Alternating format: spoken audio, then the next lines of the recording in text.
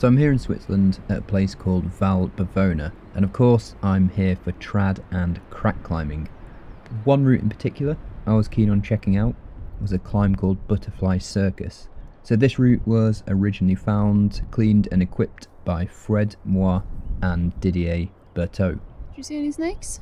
Nope, no snakes. Fred then made the first ascent of the climb in autumn 2022. The crux of the climb is the final 1/3 of the route. You go through a section of thin hands and then it gradually gets tighter to greens and then purples, and then you end up doing this sequence moving out to the arête like Fred is doing here. Woo! Yes! Woo! I actually had an on-site go at this climb and ended up falling halfway through this final crux sequence, basically where it went from reds to greens. After falling, I worked the moves, and then this is the final red point. During this red point, I used some tactics to make things easier, but because I didn't have the route completely dialed in, I just spent a short time working on it, I do actually make some mistakes. So we'll go over these and analyse it all as I go through. So let's see what we can actually learn from this. The beginning of the route is quite simple, and after this little traverse to gain the crack on the left, you stand comfortably, place some small pieces, and then I get to a good jam and you can see I pre-take a piece off my harness ready to put it into the next placement. I do this in advance as I know that the current stance is a little easier than the next gear placing stance. Although this beginning is pretty easy in general, I always think that those little gains that you can make in the easier section actually all add up collectively, making a difference to the route as a whole, even if individually they might not feel as if they do very much at the time. So this is quite funny, as obviously I tried to make that little gain by taking the piece off my harness so I could place it quicker. And then you can see I actually get to the placement position and I can't even remember the correct slot to put the cam straight into. This mistake might seem like really minor or trivial, but if you do 10, 20, 30 of those mistakes all the way up the route, then these are the things that really add up, and then that's when you end up falling. The next section I think I climb relatively smoothly for how well I know the climb. If I knew the climb a little bit better, I'd certainly want to climb it a little bit quicker, but because I've only been up there a few times, I definitely can't remember every move. I'm more just recognising the features that I've used on the previous attempt and moving between them intuitively. I do make a few readjustments of jams, but in general I feel like I hit the sequence quite well in this part.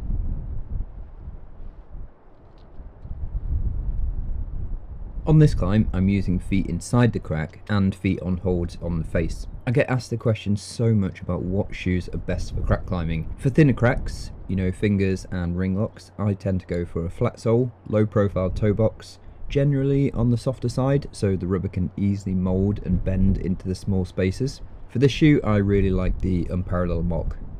For thin hand and fist size, I'm always using the Unparalleled Rise. As you can get more of your toe box into the crack, then the toe rubber is really beneficial on this size. They're a moderately stiff shoe, so hold decent tension through the twisting action of the foot when you're jamming. You can see for this crack, the Rise actually work really well as they fit inside the crack, but they also have the performance of being able to stand around the crack on the edges as well.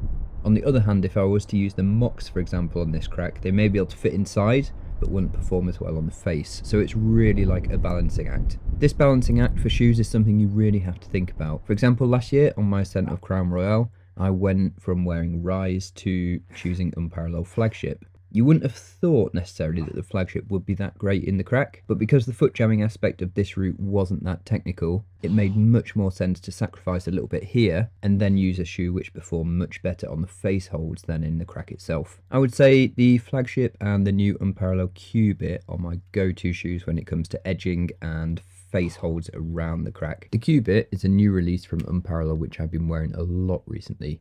It has great accuracy in the front of the toe box and also a stiff sole, both things which I really like. It means you can get the precision on small edges and really drive through the feet to gain extra length on bigger moves. Last year when I climbed Stranger Than Fiction, I actually ended up with a Flagship on the left foot.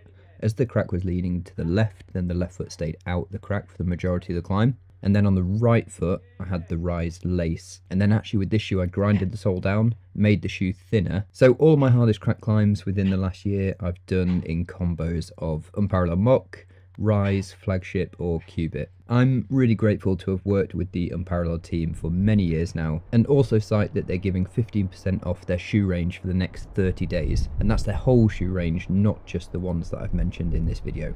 Use code WIDEBOYS15 space UP for this offer. All the information is below the video.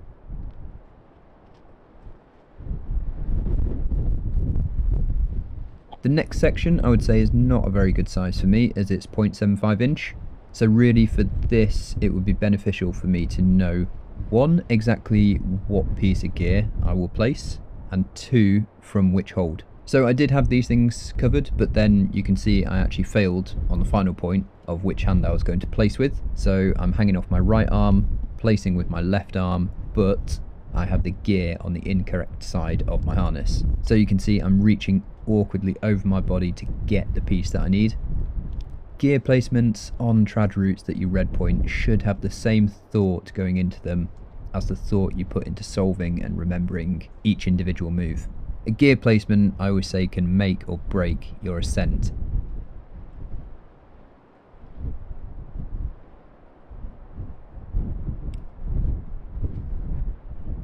The crack gets slightly wider on the next section and moves into 1 inch size, which for me is paddle jams. I would say there is one thing I could have done better here, and this is not to place the cam just above my next jam that I was going to use. As you can see, the sling and the carabiner are now lying right over the top of where I want to hold. Really what I should have done, because there's lots of options in the crack for the gear and you want the best spot for your hands, I should have placed the cam a little bit lower and then placed my hand over the top of the piece. So at the middle of the climb, you get this really good rest, and you can see here that I bump the cam up a little bit. Bumping is basically a technique on cracks where you can take the cam with you as you climb. So if the crack is the same width, you could essentially just keep bumping the cam. Obviously here, I only just bump the cam a very, very small amount, but you can do this to great extent, like literally the whole route if you want to. But I do think there are both positives and negatives to this. Some positives are that you can actually take less pieces because you can just keep bumping the same piece as you go. Also, you're always next to a piece, so you can keep the climbing safe. But on the other hand, it can be more risky. So if you bump one piece and it fails, then you don't have any redundancy below you. And if you fall in the bumping process, then that cam definitely isn't going to hold you. Also, if you keep bumping the cams, the rope can actually get in the way of your hands. And also, you're just having to do an extra move for every sequence of moves that you do, rather than, you know, just climb. I would say on wider cracks, I do quite a lot of bumping of cams, but on narrow cracks like this, I tend to just find it way too distracting and just like to plug and go. That way, you know, you can just focus on the climbing. So this is where the hard section of the climb really starts. It gets more overhung and starts leaning heavily to the right, making the climbing feel a lot steeper. I would say I climbed the end section of the route quite well. If I had to make an improvement, then climbing quicker would be good. However, on the other hand, because I don't have the sequence completely dialed, it's also really important to move more methodically and make sure every jam is seated perfectly so I don't make any mistakes. One thing which I do think I do well on this end section is something called micro shaking. Because the moves aren't maximum effort for me, it's really just about making sure I don't get too fatigued. Micro shaking is a great way to do this. It's basically giving the arm which will take the next hold an extra 2 to 4 second shake through the movement. It's a technique I use a lot when climbing on routes that I don't have 100% dialed. It's basically a really good pump management system.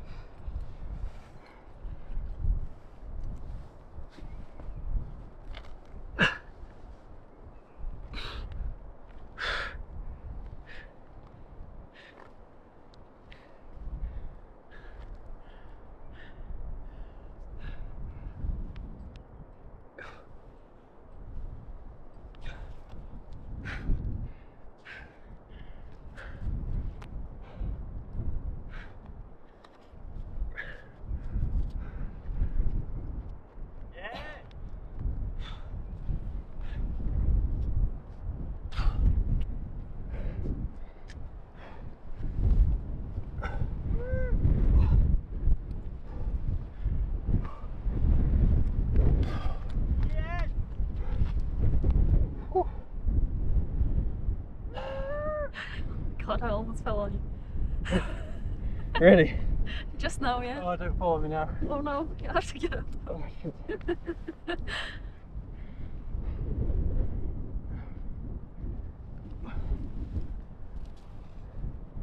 Crawling over a slab.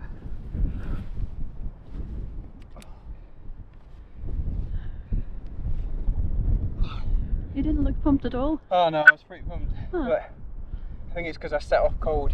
Yeah. I wasn't even warm after my warm up. No. Ooh. We now move from thinner cracks to wide cracks and over to France, where there is a famous off-wit called Thai boxing. Craig Lubin, who made the first ascent, gave it 12B, which equates to French 7B, and then I believe it got repeated by somebody who climbed it as more of a fridge hugging problem on the outside of the crack, not using any crack climbing techniques, at the grade of 8B. I climbed this many years ago, and at the time I didn't think it was any of those grades. Somewhere in between seemed fair to me. Anyway, we'll leave it to Mari to show you how it's done, and impressively she climbed this on her second try.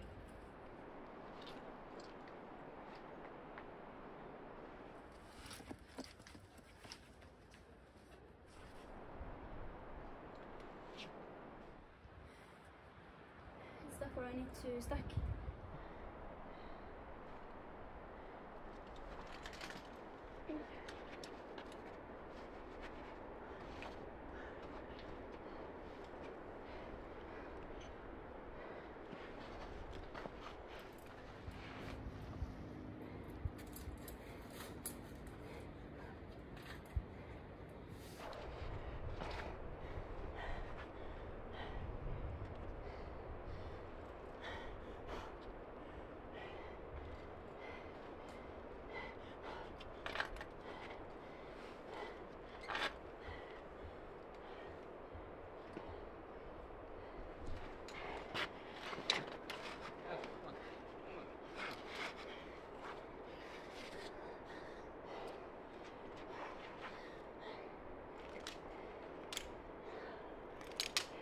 Come on.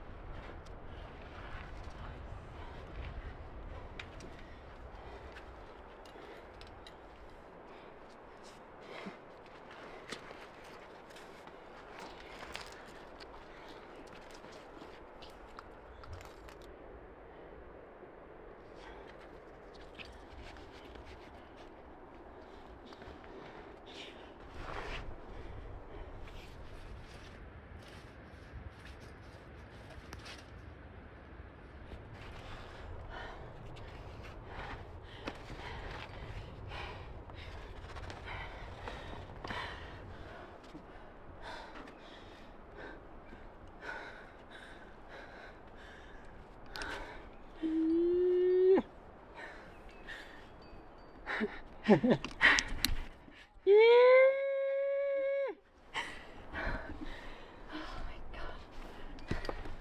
you. Mary! So, that's strong. Good job. Good effort. Impressed. Wow. Wow. Bravo!